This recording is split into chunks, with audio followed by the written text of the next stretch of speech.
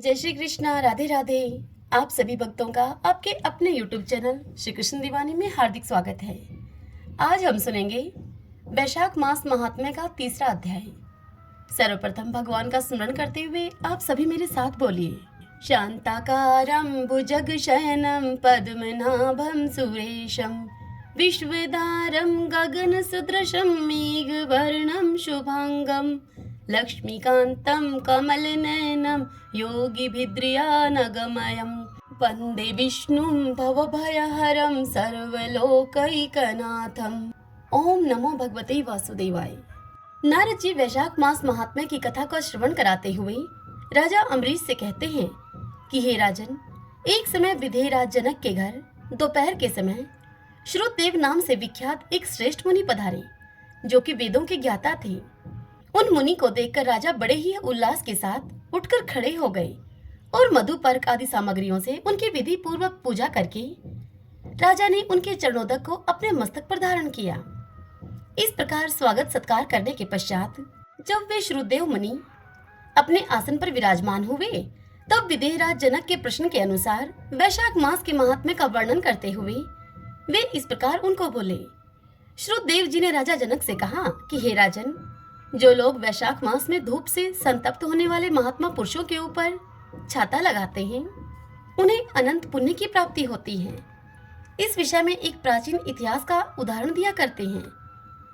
कहते हैं कि पहले वंग देश में हेमकांत नाम से विख्यात एक राजा हो गए हैं। वे राजा कुशकेतु के पुत्र, परम ही बुद्धिमान और शस्त्रधारियों में श्रेष्ठ थे। एक दिन वे राजा शिकार खेलने में आसक्त होकर एक गहन वन में जा घुसे। वहां पर अनेक प्रकार के मृग और वराह आदि जंतुओं को मारकर जब वे बहुत अधिक थक गए, तब दोपहर के समय मुनियों के आश्रम पर वे आए। उस समय आश्रम पर उत्तम व्रत का पालन करने वाले शतरची नाम वाले ऋषि समाधि लगाए हुए बैठे थे। उन ऋषि शतरची को बाहर के कार्यों का कुछ भी भान नहीं होता था। उन्हें निश्चल बैठे हुए देखकर राजा को बड़ा ही क्रोध हुआ और उन्होंने उन महात्मा शतरची को मार डालने का निश्चय किया। तब उन ऋषियों के 10,000 शिष्यों ने राजा को मना करते हुए उनसे कहा कि ओ खोटी बुद्धि वाले नरेश, हमारे गुरु लोग इस समय समाधि में स्थित हैं। बाहर कहाँ क्या हो रहा है, इसका उन्हें कुछ भी भान नहीं है।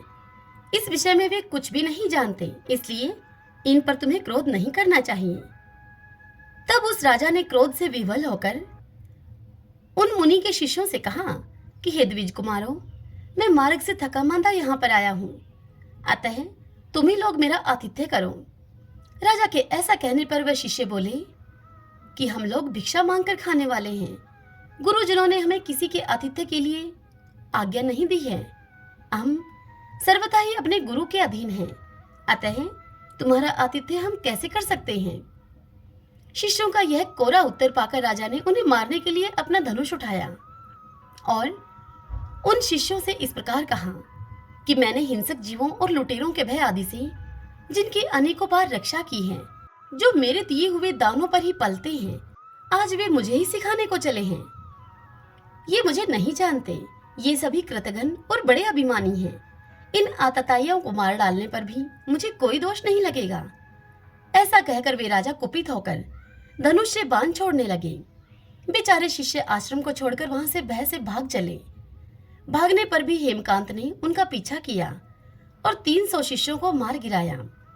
शिष्यों के भाग जाने पर आश्रम पर जो कुछ सामग्री थी, उसे राजा के पापात्मा सैनिकों ने लूट लिया। राजा के अनुमोदन से, राजा के कहने से ही उन्होंने वहां इच्छा के अनुसार भोजन किया। तत्पश्चात दिन बीतते बीतते राजा सेना के साथ अपनी पुरी में आ गए। राजा कुशकेतु ने जब अपने पुत्र का यह अन्यायपूर्ण कार्य सुना, तब उसे राज्य करने के अयोग्य जानकर राजा कुशकेतु ने उसकी निंदा करते हुए उसे देश निकाला दे दिया। अपने पिता के द्वारा त्याग देने पर हेमकांत अब घने वन में चला गया। वहां उसने बहुत अधिक वर्षों तक निवास किया। ब्रह्म हत्या उसका सदा ही पीछा करती रहती थी, इसलिए वह कहीं भी स्थिरता पूर्वक रह नहीं पाता था। इस प्रकार उस दुष्ट आत्मा हेमकांत राजा के 28 वर्ष व्यतीत हो गए। एक दिन वैशाख मास में जब दोपहर का समय हो रहा था, महामुनि तीर्थ यात्रा के प्रसंग से उस वन में आए। वे धूप से अत्यंत ही संतप्त और तृषा से बहुत पीड़ित थे। इसलिए किसी वृक्षहीन प्रदेश में मूर्छित होकर वह गिर पड़े। दैव योग से हेमकांत उधर आ निकला। उसने उस मुनि को प्यास से पीड़ित, मूर्छित और थका मांदा देखकर उन पर बड़ी दया की। उसने पलाश के पत्तों का छत्र बनाकर उन मुनि के ऊपर आती हुई धूप का निवारण किया। वह स्वयं मुनि के मस्तक पर छाता लगाए हुए खड़ा हुआ और तुम्बी में रखा हुआ जल उनके मुंह में डाला। इस उपचार से उस मुनि को चेत हो आया और उन्होंने क्षत्रिय के दिए हुए पत्ते के छाते को लेकर अपनी व्याकुलता दूर की। उन मुनि की इंद्रियों में अब कुछ शक्ति आई और वे धीरे धीरे किसी गांव में पहुंच गए। उस पुण्य के प्रभाव से हेमकांत की 300 ब्रह्म हत्याएं नष्ट हो गई। इसी समय यमराज के दूत हेमकांत को लेने के लिए वन में आ गए। उन्होंने उसके प्राण लेने के लिए संहरणी रोग पैदा किया। उस समय प्राण छूटने की पीड़ा से छटपटाते हुए हेमकांत ने 3 अत्यंत भयंकर यमदूतों को देखा, जिनके बाल ऊपर की ओर उठे हुए थे। उस समय अपने कर्मों को याद करके वह हेमकांत चुप हो गया। छत्रदान के प्रभाव से उसको भगवान विष्णु का स्मरण हुआ। उसके स्मरण करने पर भगवान महाविष्णु ने विश्वक्सेन से कहा कि तुम शीघ्र जाओ, यमदूतों को जाकर रोको, क्योंकि अब वह निष्पाप हेमकांत मेरा भक्त हो गया है। उसे नगर में ले जाकर उसके पिता को सौंप दो तुम। साथ ही मेरे कहने से कुशकेतु को यह समझाओ कि तुम्हारे पुत्र ने अपराधी होने पर भी वैशाख मास में छत्र दान करके एक मुनि की रक्षा की है, अतः अब वह पाप रहित हो गया है। इस पुण्य के प्रभाव से वह मन और इंद्रियों को अपने वश में रखने वाला दीर्घायु, शूरता और उदारता आदि गुणों से युक्त होकर तथा तुम्हारे ही समान गुणवान हो गया है। इसलिए अपने इस महाबली पुत्र को तुम राज्य का भार संभालने के लिए नियुक्त कर दो। भगवान विष्णु ने तुम्हें ऐसी आज्ञा दी है। इस प्रकार राजा को आदेश देकर हेमकांत को उनके अधीन करके तुम वहां से लौट आओ। भगवान विष्णु का यह आदेश पाकर महाबली विश्वक्सेन ने हेमकांत के पास आकर यमदूतों को रोका और अपने कल्याणमय हाथों से उसके सब अंगों में स्पर्श किया। भगवत भगत के स्पर्श करने से हेमकांत की सारी व्याधि क्षण भर में ही दूर हो गई। तदंतर भगवान विष्णु के दूत विश्वक्सेन के साथ वह हेमकांत अब राजा की पुरी में गए। उन्हें देखकर महाराज कुशकेतु ने आश्चर्ययुक्त होकर भक्ति पूर्वक मस्तक झुकाकर पृथ्वी पर साष्टांग प्रणाम किया और भगवान के पार्षद विश्वक्सेन का अपने घर में प्रवेश कराया। वह नाना प्रकार के स्तोत्रों से उनकी स्तुति और वैभवों से उनका पूजन किया। तत्पश्चात महाबली विश्वक्सेन ने अत्यंत प्रसन्न होकर राजा को हेमकांत के विषय में भगवान विष्णु ने जो संदेश उनको दिया था वह सब संदेश राजा कुशकेतु को सुना दिया। उसे सुनकर कुशकेतु राजा ने पुत्र को राज्य पर बिठा दिया और स्वयं विश्वक्सेन की आज्ञा लेकर उन्होंने अपनी पत्नी के सहित वन को प्रस्थान किया। तदंतर महामना विश्वक्सेन हेमकांत से पूछकर और उसकी प्रशंसा करके श्वेत द्वीप में भगवान विष्णु के समीप चले गए। तभी से राजा हेमकांत वैशाख मास में बताए हुए भगवान की प्रसन्नता को बढ़ाने वाले शुभ धर्मों का प्रतिवर्ष पालन करने लगे। वे ब्राह्मण भक्त, धर्मनिष्ठ, शांत, जितेंद्रिय, सभी प्राणियों के प्रति दयालु और संपूर्ण यज्ञों की दीक्षा में स्थित रहकर सब प्रकार की संपदाओं से संपन्न हो गए। उन्होंने पुत्र पौत्र आदि के साथ समस्त भोगों का उपभोग करके भगवान विष्णु का लोक प्राप्त किया। वैशाख सुख से साध्य, अतिशय पुण्य प्रदान करने वाला है, पाप रूपी ईंधन को अग्नि की भांति जलाने वाला है, परम सुलभ तथा धर्म, अर्थ, काम और मोक्ष इन चारों पुरुषार्थों को देने वाला है। ओम माधवाय नमः। ओम नमो भगवते वासुदेवाय। भक्तजनों, आज की यह कथा यहीं पर पूर्ण हुई। इससे आगे की कथा कल हम अगले अध्याय में सुनेंगे। आइए अब हम वैशाख स्नान की आज की कथा का श्रवण करते हैं। एक राजा था। वह राजा वैशाख माह में प्रतिदिन ब्रह्मा मुहूर्त में उठकर गंगा जी में स्नान करने के लिए जाया करता था। राजा का यह आदेश था कि मुझसे पहले गंगा जी में कोई भी स्नान नहीं करेगा। राजा जब गंगा जी में स्नान करने के लिए जाते तो उन्हें प्रतिदिन शांत जल के स्थान पर हिलता हुआ जल अर्थात हलचल युक्त जल दिखाई देता था। तो राजा को यह संदेह होता था कि निश्चय ही मुझसे पहले कोई प्रतिदिन गंगा जी में स्नान करता है। अतः उस राजा ने नदी के तट पर पहरेदार बिठा दिए। गंगा जी के तट पर एक वृक्ष था। उस वृक्ष पर एक बंदरिया रहा करती थी। वह बंदरिया प्रतिदिन राजा के स्नान करने से पहले स्नान करके वापस वृक्ष पर जाकर बैठ जाया करती थी। इस प्रकार होते होते पूरा वैशाख माह व्यतीत हो गया, किंतु वैशाख मास के अंतिम दिन राजा के एक सिपाही ने उस बंदरिया को गंगा जी में स्नान करते हुए देख लिया। फिर क्या था, उन सिपाहियों ने पकड़कर उस बंदरिया को राजा के सामने पेश किया और राजा से कहा कि यह बंदरिया आपसे पहले प्रतिदिन गंगा जी में स्नान करती है। उस राजा की यह प्रतिज्ञा थी कि यदि कोई भी स्त्री मुझसे पूर्व गंगा जी में स्नान करती होगी तो मैं उससे विवाह कर लूंगा। इसलिए राजा को अब बांदरी के साथ विवाह करना पड़ा। वैशाख मास के पुण्य से बंदरी के अब गर्भ रह गया। 9 मास पूर्ण होने पर बंदरी ने राजा से पूछा कि शिशु जन्म के समय मुझे क्या करना चाहिए। तब राजा ने महल में एक घंटी लगवा दी और बांदरी से कहा कि जब तुम्हें दर्द हो तो तुम इस घंटी को बजा देना, मैं संपूर्ण प्रबंध अपने आप कर दूंगा। राजा की अन्य रानियां भी थी, तो इतनी रानियां होने के बावजूद भी उस राजा के कोई संतान नहीं थी। बांदरी को गर्भ है, यह समाचार जब अन्य रानियों को मिला तो सभी रानियां मन ही मन बांदरी से ईर्ष्या करने लगी और भावी संतान का नाश करने के लिए विभिन्न योजनाएं बनाने लगी। घंटी लगी हुई देखकर एक रानी ने बांदरी से पूछा कि यह घंटी यहाँ पर क्यों लगी हुई है। तब बंदरिया ने संपूर्ण वृत्तांत उस रानी को बता दिया। सारी बात सुनकर उस रानी ने बंदरिया से कहा कि एक बार इस घंटी को बजाकर तो देख ले, राजा जी आते हैं या नहीं। अब क्या था, उस बांदरी ने वह घंटी बजा दी। अब राजा दौड़े दौड़े चले आए महल में और आकर पूछने लगे बंदरिया से कि यह घंटी क्यों बजाई है। यह सुनकर बंदरिया ने उत्तर दिया कि मैंने इन रानियों के कहने पर यह घंटी बजाकर देखी थी। तब रानियों ने राजा से कहा कि यह तो पशु है, नहीं जाने इस घंटी को यह कितनी बार बजाएगी। इस प्रकार कहकर उन्होंने उस घंटी को वहां से हटवा दिया। अब क्या था, कुछ दिनों के बाद बांदरी के शिशु जन्म का समय आ गया और उसने अन्य रानियों से पूछा कि अब मैं क्या करूं। तो रानियों ने कहा कि तुम अपनी आंखों पर पट्टी बांधकर सो जाओ। बंदरिया के वैशाख माह के स्नान के पुण्य प्रताप के रूप में एक सुंदर पुत्र हुआ। शिशु के जन्म होते ही उसके रोने से पूर्व ही रानियों ने उस शिशु को एक टोकरी में रखकर दासी को दे दिया और साथ ही दासी को यह आदेश भी दिया कि इस बालक को तुम नदी में बहाकर आ जाओ। और उस शिशु के स्थान पर उन रानियों ने एक पत्थर रख दिया और इतना करने के पश्चात उन रानियों ने राजा को भी यह कहलवा दिया कि बंदरिया ने एक पत्थर को जन्म दिया है।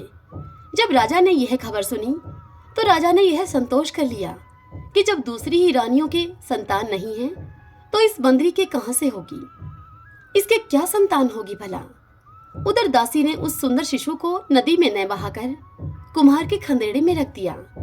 दूसरे दिन कुम्हार कुम्हारिन खंदेड़े में आए मिट्टी लेने के लिए तो वहां पर एक सुंदर शिशु को रोते हुए देखा।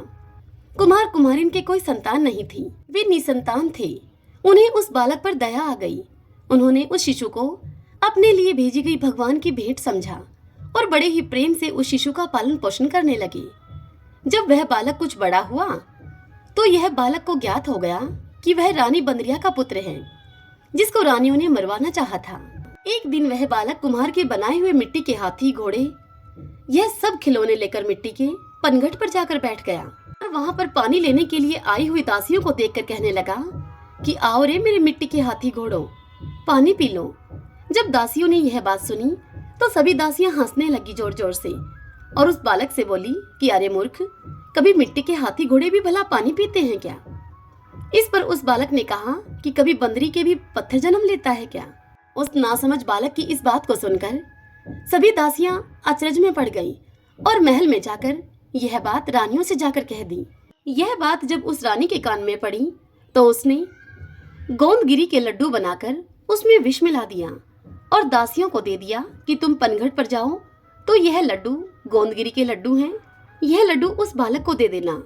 अब दूसरे दिन जब दासियां पनघट पर पानी लेने के लिए गईं, तो उन्होंने वह लड्डू उस बालक को दे दिए खाने के लिए।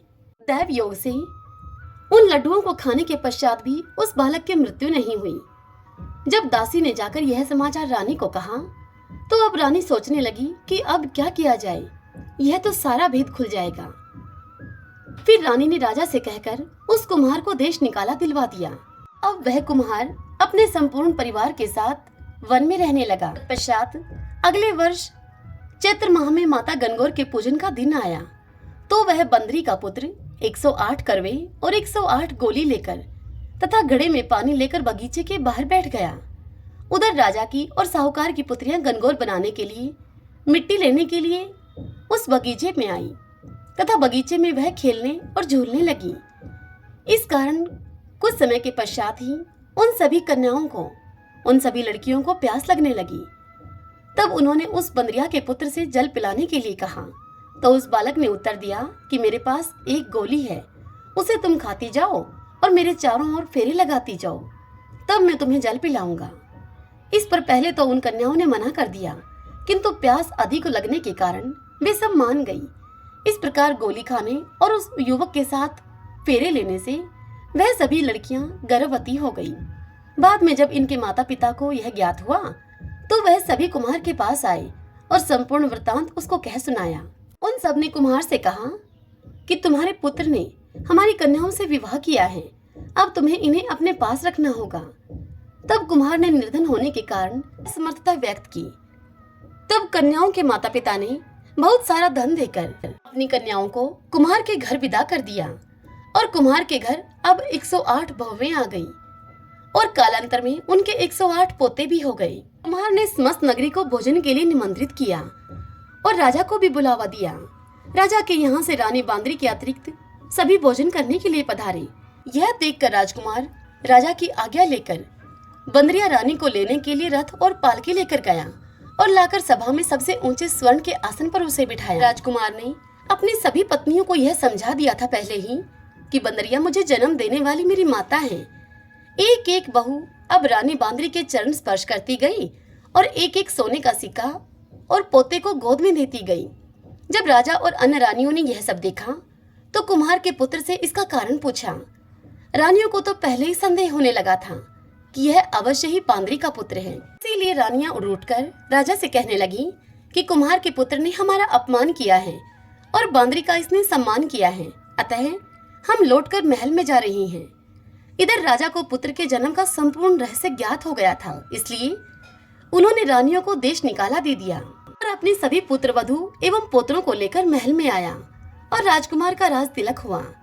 कुम्हार कुम्हारिन को राजकुमार ने महल में रहने के लिए उनसे निवेदन किया, किंतु वह कुम्हार और कुम्हारी नहीं माने। अब राजा ने उन्हें ढेर सारा धन दिया और उनका सम्मान करवाया और फिर राजा ने समस्त नगरी में यह ढिंडोरा पिटवा दिया कि वैशाख स्नान का इतना महत्व है तो सभी को वैशाख स्नान करना चाहिए। बंदरिया ने वैशाख स्नान किया तो उसे राजा का राज्य मिला, पुत्र बहुएं सभी कुछ प्राप्त हुआ। हे ईश्वर, जिस प्रकार बंदरिया को वैशाख स्नान का पुण्य मिला उसी प्रकार हमें भी पुण्य देना। सभी बोलिए विष्णु भगवान की जय। ओम नमो भगवते वासुदेवाय।